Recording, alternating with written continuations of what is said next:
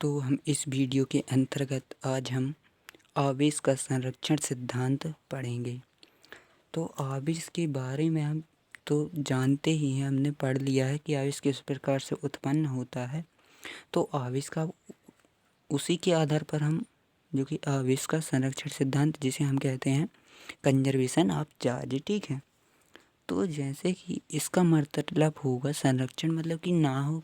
तो जैसे कि कोई वस्तु है, ठीक है, मान लो कोई वस्तु है, तो इस पर चार्ज उत्पन्न नहीं किया जा सकता। तो इस पर चार्ज उत्पन्न नहीं किया जा सकता। जब कोई वस्तु इसके कांटेक्ट में आएगी तभी होगा, इसमें क्या होगा, उत्पन्न होगा, क्या होगा, चार्ज उत्पन्न होगा।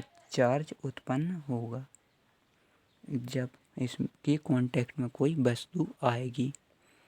तो जैसे कि मैंने बताया था, जब इलेक्ट्रॉन ट्रांसफ़र होते हैं तो तभी चार्ज उत्पन्न होता है। जब कोई इलेक्ट्रॉन देता है तो उस पर धनावेश, और जो ग्रहण करता है उस पर ऋणावेश उत्पन्न होता है। तो यह मैंने पिछली वीडियो के अंतर्गत बता दिया है। तो इस प्रकार जो कि है अकेली, जो कि पृथक्कृत हम इसको कह सकते हैं, अकेली वस्तु हैं या दो वस्तु कोई भी मान लो अलग अलग वस्तु हैं, तो वह अपने आप उस पर उत्पन्न नहीं हो सकता, क्या आवेश उत्पन्न नहीं हो सकता। तो इसी प्रकार से हम कह सकते हैं कि ना तो आवेश को उत्पन्न किया जा सकता है और ना ही नष्ट किया जा सकता है। तो जब इस जैसे कि यह 2 इलेक्ट्रॉन त्यागेगा तो उस पर कितना आवेश आ जाएगा, 2 गुणा, और जो इलेक्ट्रॉन का 2 इलेक्ट्रॉन त्यागेगा तो यह आवेश कितना हो जाएगा, 2 गुणा। तो इलेक्ट्रॉन का आवेश होता है -1.6 गुणा 10 के ऊपर -19 की घात क्या होता है, कूलाम होता है। तो इसका इससे गुणा करेंगे तो आवेश आ जाएगा, टोटल चार्ज जो कि होगा। तो यहाँ पे 3.2 गुणा 10 के ऊपर -19 की घात कूलाम, जो कि माइनस का होगा। तो यह जैसे इसको 2 इलेक्ट्रॉन क्या करेगा, ट्रांसफ़र करेगा 2 इलेक्ट्रॉन। तो इस पर जो कि है प्लस आवेश आएगा, इतना ही आ जाएगा प्लस आवेश इस पर, ठीक है। और इस पर आएगा यही आवेश टोटल माइनस में आएगा, लेकिन इस पर आएगा, ठीक है। और इस पर प्लस का आएगा, इस पर माइनस का आएगा, जो कि दो वस्तुएं जैसे कि हमने यहाँ भी बना लेते हैं। जैसे कि यहाँ से 2 इलेक्ट्रॉन ट्रांसफ़र हुए तो यहाँ पर आ जाएगा प्लस में आवेश यह, और यहाँ पर आ जाएगा ऋण में आवेश, क्योंकि यह ले रहा है इलेक्ट्रॉन, ठीक है। तो जब 2 पृथक्कृत होते हैं, जो निकाय होते हैं, तो उनमें जो कि है हम ना ही इलेक्ट्रॉन ना, जब पृथक्कृत मतलब अलग अलग होंगे तो ना ही इलेक्ट्रॉन ट्रांसफ़र होंगे ना कुछ होंगे, तो आवेश तो यहाँ पर उत्पन्न हो ही नहीं सकता और ना ही नष्ट हो सकता है। तो यहाँ पर जो कि इतना ही यहाँ पर हो गया माइनस प्लस आवेश, तो यहाँ उतना ही यहाँ पर माइनस आवेश होगा, जिसे यदि हम काउंट करें तो शून्य आएगा।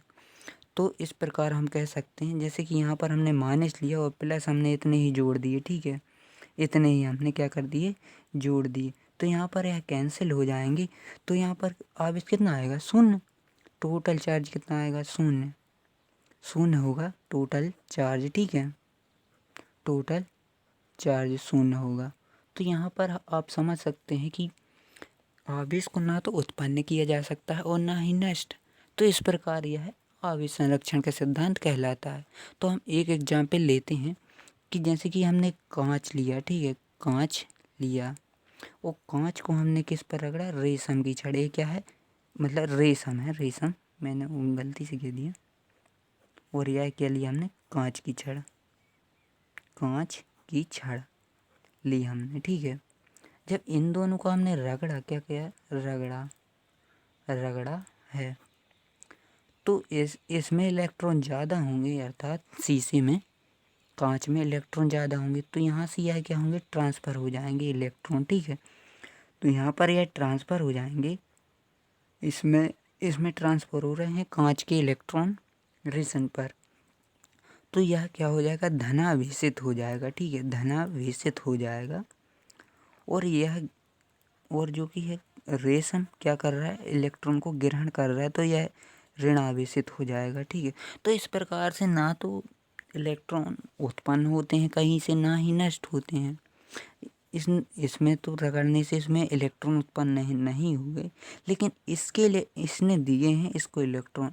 इन रगड़ने से खुद इसने प्राप्त नहीं किए, बल्कि कांच ने दिए हैं इसको इलेक्ट्रॉन। तो इस प्रकार आवेश कहीं से भी उत्पन्न नहीं होता है, केवल एक दूसरे के जो इलेक्ट्रॉन होते हैं आदान प्रदान से आवेश उत्पन्न हो जाता है।